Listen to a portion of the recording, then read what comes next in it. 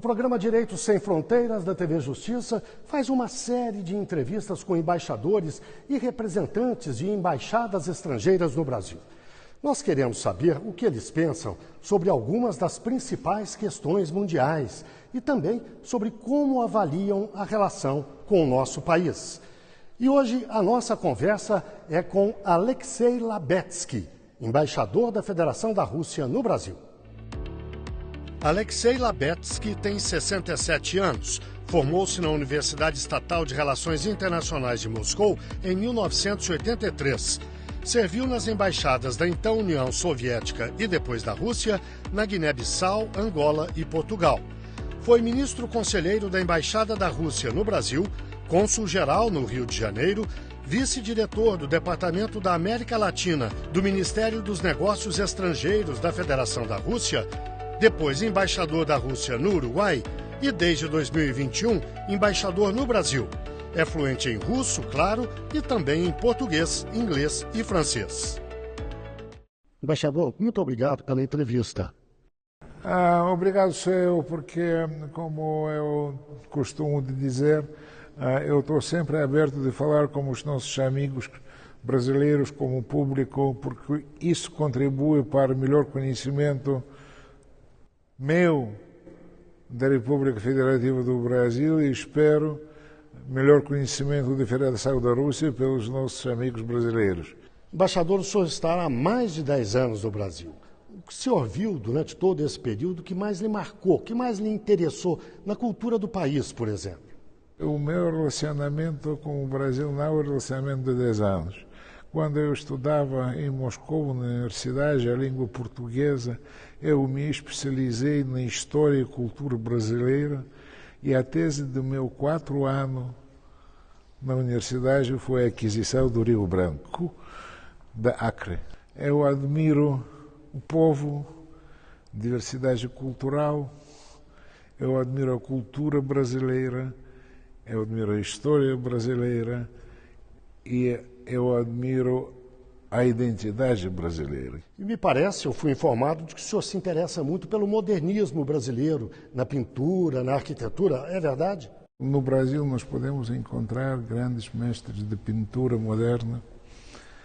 Eu admiro os 3 do século passado, que é Tarsila, que é Cavalcanti e que Portinari, os 3 que a criaram em vários domínios, mas o estilo que não pode ser confundido com ninguém. Eu admiro as conquistas arquitetônicas, cuja joia é o Niemeyer. A maioria dos arquitetos do tempo, do final da época soviética até hoje, consideram Oscar Niemeyer como uma referência mundial. Isso é verdade. E nós podemos ver que a escada, por exemplo, nesse edifício da embaixada, foi feita... Uma clara inspiração. A clara inspiração do Niemeyer. No campo econômico, embaixador, Brasil e Rússia têm bons negócios, mas me parece a Rússia tem um saldo comercial bastante positivo. Isso pode ser de alguma forma equilibrado? Que produtos mais interessariam a Rússia no Brasil que poderiam fazer parte da pauta? Eu penso que o Brasil tem possibilidade de fornecer muitos produtos ligados ao minério dos raros, que o Brasil tem grande potencial de fornecer os produtos de metalomecânica, que o Brasil tem grandes possibilidades de produção dos artigos do uso doméstico diário, tem grande experiência nisso. A Rússia, por sua parte, tem avanços tecnológicos nas áreas energéticas, nas áreas de hidrocarbonetos, das energias limpas e novas, das energias ligadas a nucleares, e isso é uma razão onde nós podemos cooperar. As sanções econômicas em função do conflito com a Ucrânia, em que medida isso afetou a economia russa? Num primeiro momento, a Rússia diversificou os seus negócios internacionalmente e conseguiu superar as dificuldades. É isso mesmo? Como é que a economia russa está reagindo? Sabe que as sanções e legítimos econômicos empreendidos pelo Ocidente, pelos Estados Unidos, União Europeia e seus aliados, levaram aos efeitos que não foram esperados. E o maior efeito que não foi esperado é que isso foi o estímulo para o desenvolvimento dos setores econômicos antigamente que se baseavam na importação. E todas as tentativas de arruinar o rublo falharam. E os maiores problemas agora acontecem nos países que implicam as sanções contra nós. Os europeus pagam o dobro, se não o triplo, pelo gás, petróleo que provém das outras regiões e dos Estados Unidos. Mas isso é a escolha dos europeus. O que se pode prever para os próximos momentos no conflito com a Ucrânia? Nós temos uma ofensiva russa, por agora, que tem produzido avanços. Por outro lado, o Ocidente voltou a fornecer armas à Ucrânia. O que se pode esperar?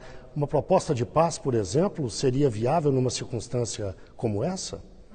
Eu gostaria de dizer que há 2 anos, quando a operação especial foi iniciada na Ucrânia, foram bem descritas e declarados os objetivos: desmilitarização, desnazificação da Ucrânia e não participação do país na NATO e impossibilidade de se tornar esse território como ponto de avanço militar contra a Federação da Rússia. Esses objetivos serão 100% certo atingidos. Nós não vemos nenhuma tentativa séria de conversações de paz da parte oposta, mas a parte ucraniana, cuja legitimidade para nós é uma coisa duvidosa, porque o governo atual entrou no poder em 2014, depois do golpe do Estado. Esse governo proibiu qualquer que sejam as negociações com a Rússia. Eu estou convencido que o final desta história já está bem prescrito. Nós devemos garantir os nossos interesses. Nós não podemos permitir o ponto de ataque à fronteira da Rússia. Nós não podemos permitir que os interesses de segurança nossos serão desprezados pelos outros. Em março, o presidente da França, Emmanuel Macron, disse que estudava a hipótese de um envio de tropas para a Ucrânia para ajudar os ucranianos. Mais recentemente, o Reino Unido e outros países europeus afirmaram que a Ucrânia estaria liberada para uso das armas fornecidas pela OTAN para atacar território russo.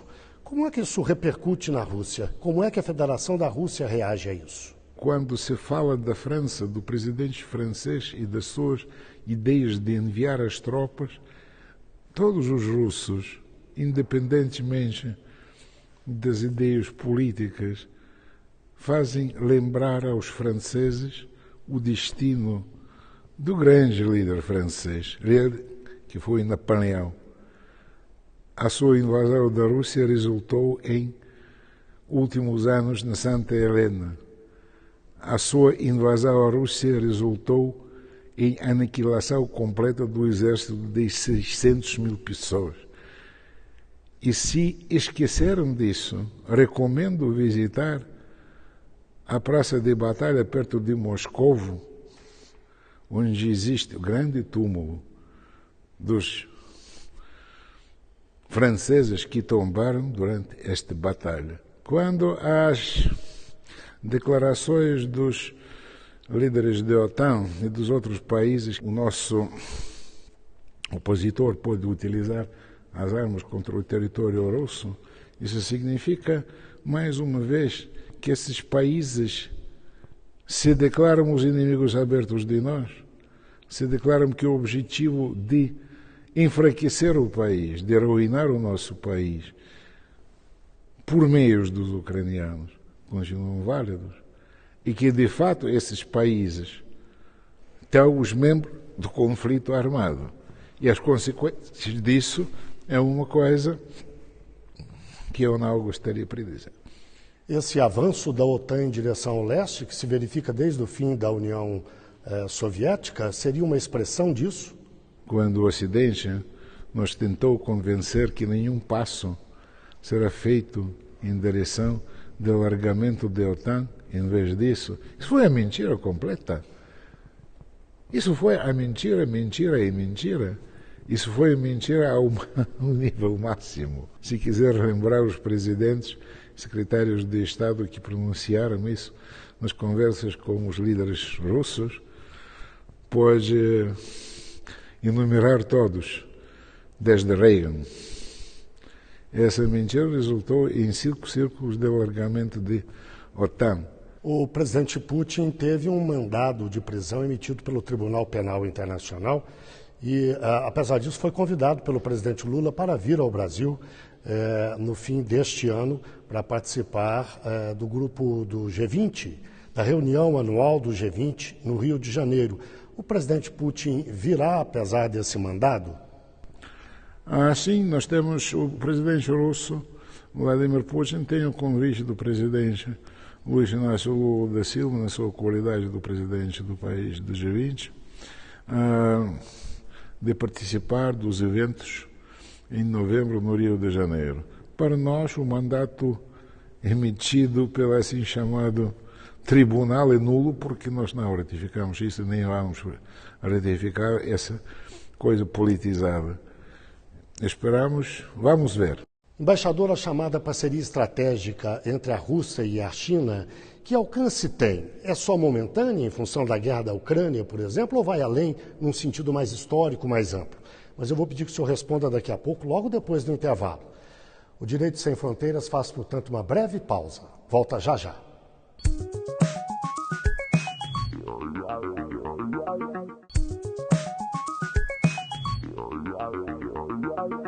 O Direito Sem Fronteiras está de volta. Hoje nós conversamos com o embaixador da Rússia no Brasil, Alexei Labetsky. No bloco anterior eu deixei uma questão no ar para o embaixador responder agora. Eu perguntei ao senhor, embaixador, qual é o sentido exato e o alcance da chamada parceria estratégica da Rússia com a China. Por favor.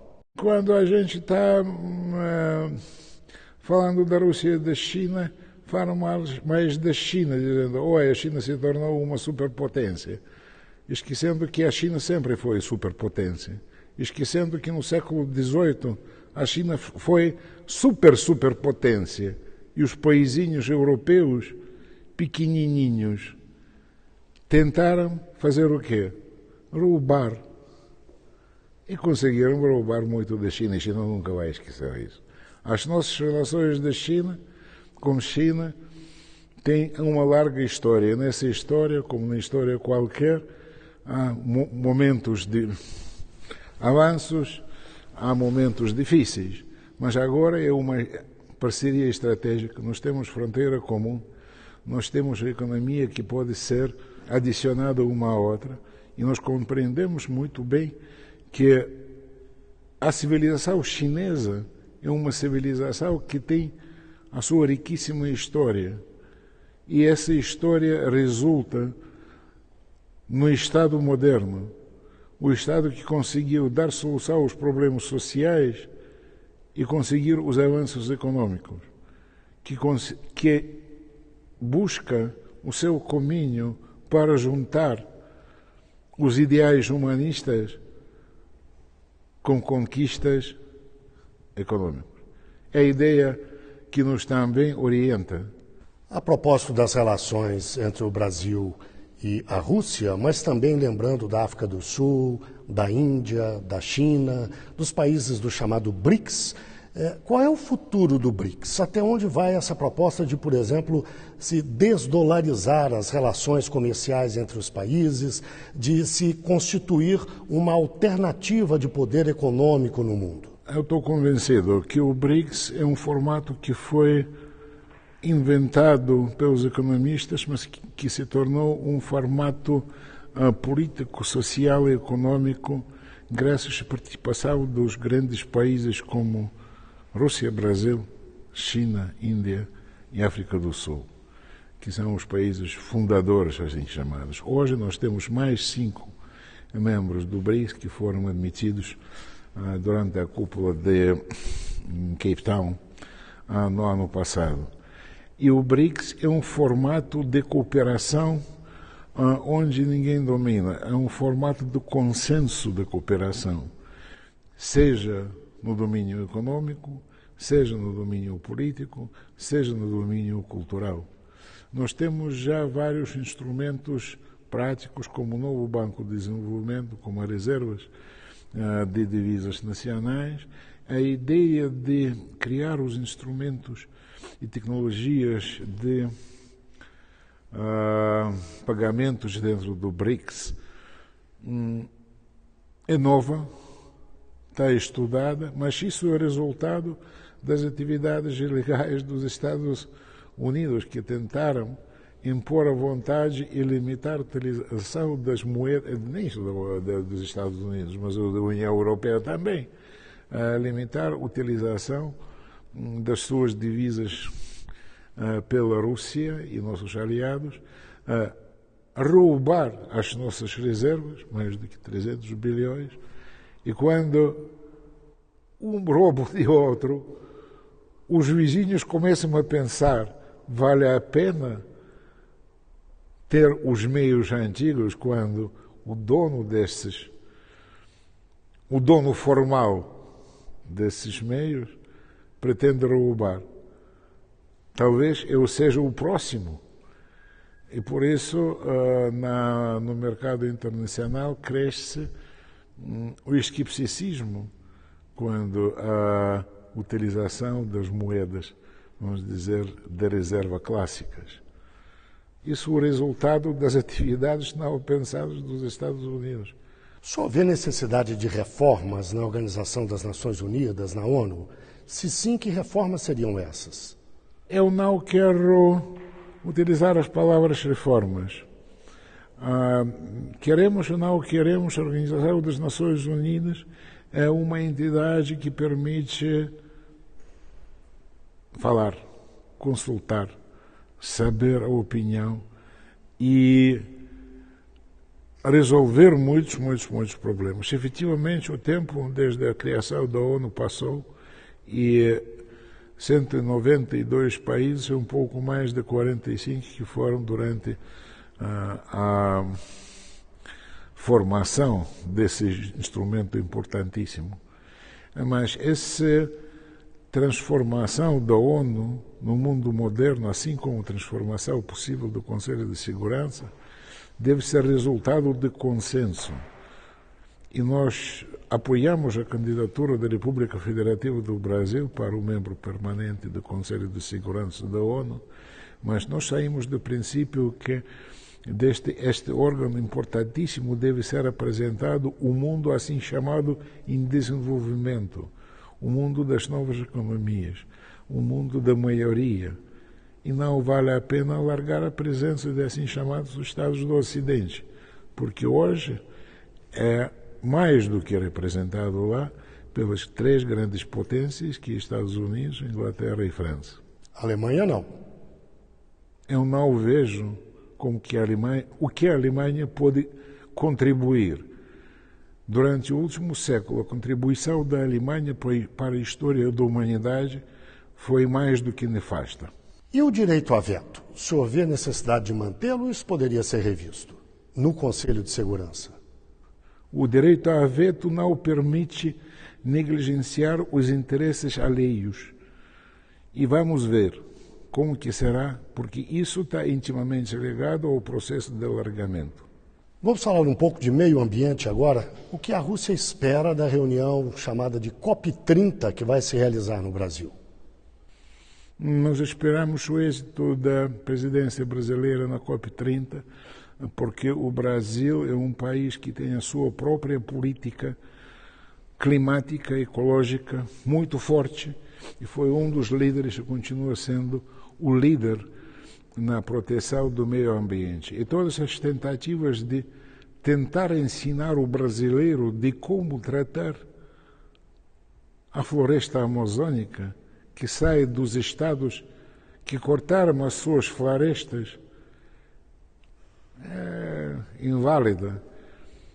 Eu não compreendo como que o estado que tem a única floresta, que é a Floresta Negra, uma doce que nós estamos comendo está ensinando o Brasil que tem os pulmões tropicais e tem todas as possibilidades, toda a experiência necessária. Eu penso o Brasil é capaz de dar solução aos problemas da Amazônia, capaz de defender a sua soberania, capaz de empreender os esforços necessários para proteger o futuro.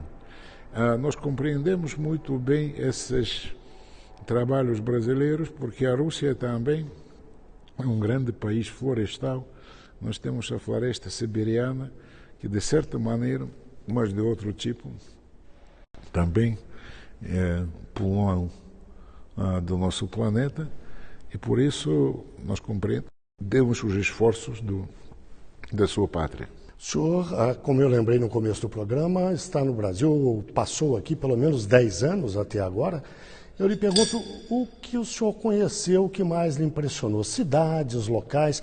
O que o senhor recomendaria para um turista russo que chegasse ao Brasil e lhe perguntasse onde ir e o que ver? O que o senhor recomendaria? Se eu vou só enumerar os lugares, os fatos, as entidades que eu recomendaria para o turista russo ver no Brasil, nós vamos passar aqui 2 ou 3 dias, se não uma semana. A primeira coisa que eu recomendo para os russos é tentar compreender o brasileiro, que a gente é aberta, a gente é acolhedora, que a gente autossuficiente conseguiu criar um país verdadeiramente saudoso, maravilhoso. E eu pessoalmente considero o Brasil uma superpotência capaz de se desenvolver à base própria. Basta só olhar para o setor agronegócio, que durante os últimos 20 anos modificou o cerrado a metade do país. E hoje o Brasil é superpotência, porque se um dia o brasileiro dizer eu deixo de vender a soja, eu deixo de vender o arroz, eu deixo de vender o milho, 1 bilhão da população mundial vai ter a fome. Isso é potência. E esse potencial agroindustrial foi criado pelos próprios brasileiros, pelo investimento brasileiro, pelo quadro brasileiro, pelo software brasileiro, pela metalomecânica brasileira, pela genética brasileira. Basta ver aqui nos arredores de Brasília, em Tocantins, tudo isso. Isso é impressionante. Eu quero dizer que o Brasil de há 20 anos foi muito diferente do Brasil de hoje. Isso se sente na rua, isso se sente no supermercado, isso se sente na televisão. Sim, cada país tem seus próprios problemas. O Brasil tem, assim como a Rússia, assim como os Estados Unidos, os franceses. Mas o Brasil tem potencial de dar solução a estes problemas, eu estou convicto. No sentido contrário, para os brasileiros que querem conhecer o seu país, o que o senhor indicaria? Primeiro, eu recomendaria de ver a diversidade do país, porque a Rússia é um país onde nós temos 150 povos e nações diferentes unidos no seu país. A Rússia é um país cristão, da ortodoxia, mas tem católicos, tem judeus, tem 20 milhões de muçulmanos, tem budistas. A Rússia é um país onde a gente pode encontrar as variedades impensáveis, porque os povos, por exemplo, no Círculo Polar, os povos nativos vivem de maneira diferente dos que vivem no Rio Volga. E a Rússia em si é um resultado de mistura dos povos de culturas, mistura secular, que resultou na criação de um grande Estado. É assim que eu recomendo. É sim, nós temos grandes cidades como Moscou e Petersburgo, que é quase obrigatório de ver, mas muito diferentes. Nós temos grandes cidades no Rio Volga, nós temos grandes cidades na Sibéria, Nós temos belezas de natureza, como o Lago Baikal, como grandes rios da Sibéria, como o Lena, Yenisei, Ob. Recomendo. Está longe, mas vale. É fácil para o turista brasileiro entrar na Rússia hoje em dia? É fácil, nós não temos regime de vistos, nós estamos isentos de vistos e o turista pode permanecer lá sem ele querer o visto. O único problema é a distância. O tempo de viagem. O tempo de viagem que mas acho que isso, para quem tem bons argumentos para ir, como o senhor acaba de dizer, eu acho que deixa de ser tão importante. Talvez o dinheiro para o brasileiro seja o mais pesado. Assim como para o russo. O dinheiro é sempre uma coisa que devemos, pelo menos, contar. Embaixador, foi um prazer, eu agradeço muito a sua entrevista. Muito obrigado e sempre à disposição.